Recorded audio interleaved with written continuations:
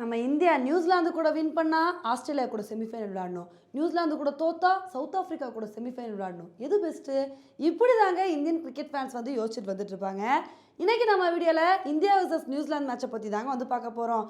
உண்மையிலே இந்த மேட்ச்சில் நம்ம இந்தியா ப்ரெஷரே இல்லாமல் விளையாடலாங்க. ஏன்னா இது ஒரு முக்கியமான மேட்ச் இல்லை, நம்ம ஆல்ரெடி செமிஃபைனலுக்கு வந்து போயிட்டோம். அதனால் இந்த மேட்ச்சில் நம்ம நிறைய விஷயங்களை வந்து ட்ரை பண்ணி பார்க்கலாம். அதனால் இந்த மேட்ச்சில் வந்து நம்ம நிறைய விஷயங்களை வந்து கற்றுக்கலாம்.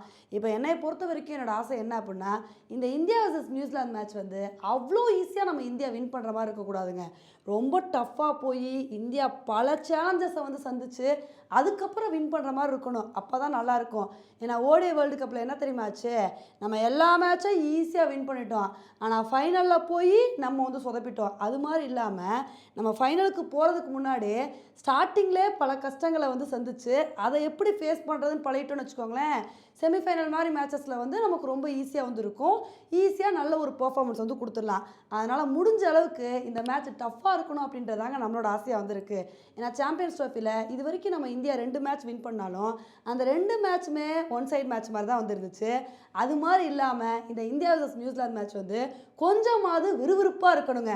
இப்போ இந்த ஒரு விஷயத்த சொன்னோடனே ஒரு சில பேர் யோசிக்கலாம், எப்பா நம்ம இந்தியா நியூசிலாந்து கூட ஜெயிக்கிறதுக்கு தோத்தா கூட பரவாயில்லப்பா, நம்ம ஆஸ்திரேலியா கூட விளையாடாமல் சவுத் ஆஃப்ரிக்கா கூட செமிஃபைனல் விளையாண்டுக்கலான்னு கொஞ்சம் பேர் வந்து சந்தோஷப்படலாம்.